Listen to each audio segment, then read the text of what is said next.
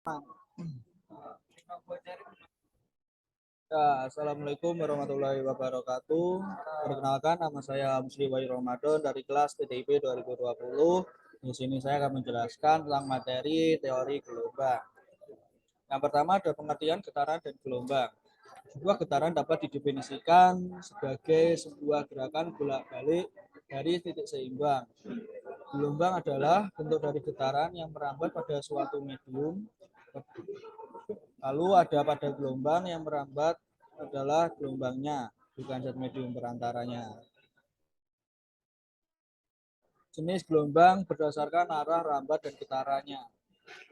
Yang pertama ada longitudinal, yaitu gelombang yang arah rambat dan arah getarannya sejajar. Contohnya adalah gelombang pegas dan bunyi. Terus ada transversal, yaitu gelombang yang arah rambat tegak lurus pada arah getarnya. Contohnya yaitu gelombang air, tali, dan cahaya.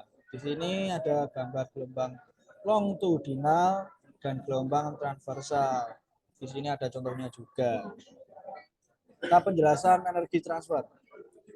Terus ada jenis gelombang berdasarkan medium rambatnya. Untuk yang pertama ada gelombang mekanik, yaitu gelombang yang membutuhkan media dalam merambat. Contohnya adalah gelombang tali dan bunyi. Lalu ada gelombang elektromagnetik, adalah gelombang yang dapat merambat di ruang hampa dan di medium. Contohnya adalah cahaya, gelombang radio, dan sinar X. Di sini di bawah ada dua gambarnya. Lanjut, ada jenis gelombang berdasarkan perambatannya. Untuk yang pertama ada gelombang berjalan. Gelombang yang amplitudenya tetap dan merambat pada medium yang tak terbatas. Contohnya gelombang bumi. Lalu ada gelombang stasioner, yaitu gelombang yang amplitudenya berubah sesuai posisinya dan merambat pada medium yang terbatas. Lalu selanjutnya ada komponen gelombang, ada tiga, yaitu pertama frekuensi, yang kedua amplitudo, yang ketiga panjang gelombang. Untuk frekuensi itu sendiri mempunyai pengertian yaitu banyaknya getaran atau gelombang dalam satu detik. Untuk yang amplitudo, simbangan maksimum gelombang dari titik seimbang, dan dari panjang gelombang satu siklus gelombang. Di sini di bawah ada gambarnya. Lalu ada frekuensi range. Di sini ada panjang frekuensi untuk 3000 sampai 30 km ada audio sinyal.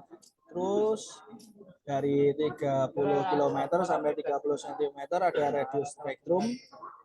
Lalu di bawahnya ada perincian lagi.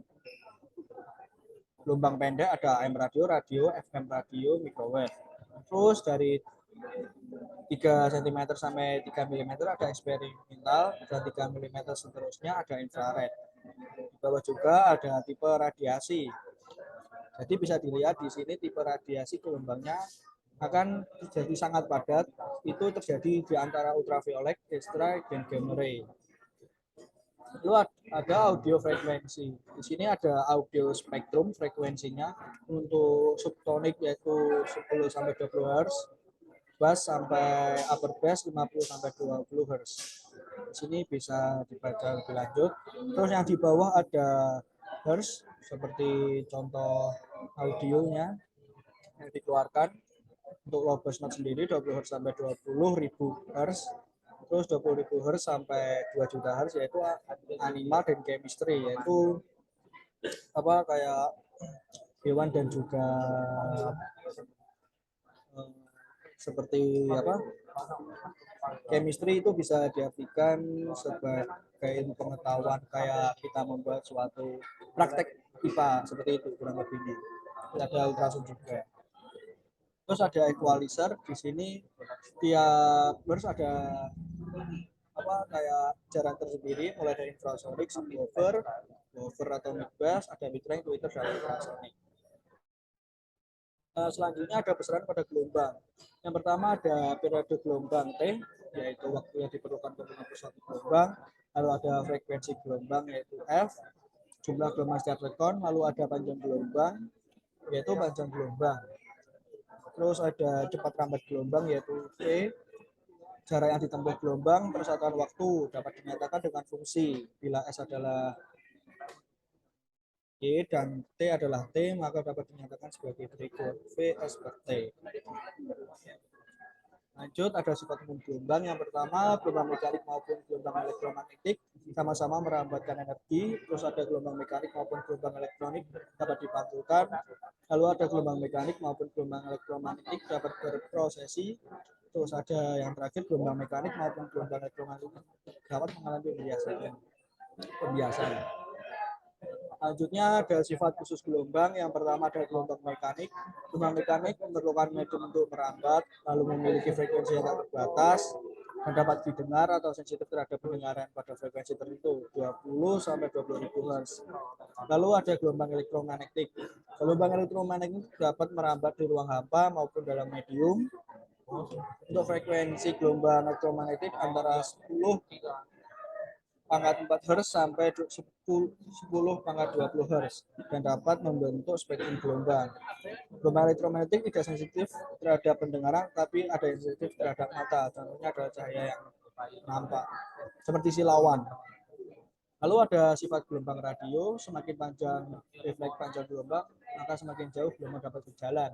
Lalu ada semakin panjang wavelength panjang gelombang, semakin baik gelombang tersebut dalam melakukan penetrasi terhadap penghalang. Semakin pendek wavelength panjang gelombang, semakin tinggi data rate yang disupport. Lalu ada propagasi gelombang tidak sempurna, gelombang juga dapat dipantulkan dan rusak, pecah oleh objek yang menghalangi. Di sini ada sifat gelombang mekanik dan elektromagnetik. Yang pertama dapat dipantulkan. Lanjut yang kedua dapat mengalami penyerapan absorpsi. Terus yang ketiga dapat dibiaskan, refraksi. Lalu yang keempat ada mengalami difraksi atau pelenturan.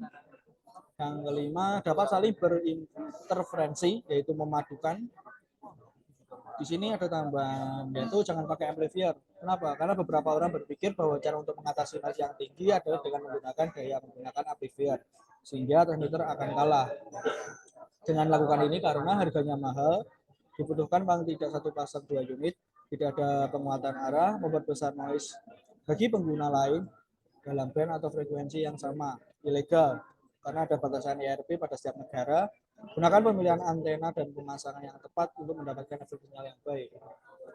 Lalu kita akan lanjut di sifat gelombang mekanik dan elektromagnetik. Yang keenam mengalami dispersi. Terus yang ketujuh mengalami pengkutupan atau polarisasi. Untuk resonansi itu sendiri mempunyai arti yaitu ikut bergetar karena suatu benda akibat getarnya benda lain yang memiliki frekuensi alami yang sama atau hampir sama. Seperti contoh, senari yang dipetik pada gitar akan semakin keras karena ada tabung resonansi. Lalu ada kaca ikut bergetar akibat adanya petir. Yang terakhir ada televisi radio karena akan ikut mendengar. Mungkin hanya itu saja yang bisa saya presentasikan. Saya Musli Wahid Ramadan dari kelas PTIB 2020. Izin pamit. Sekian, wassalamualaikum warahmatullahi wabarakatuh.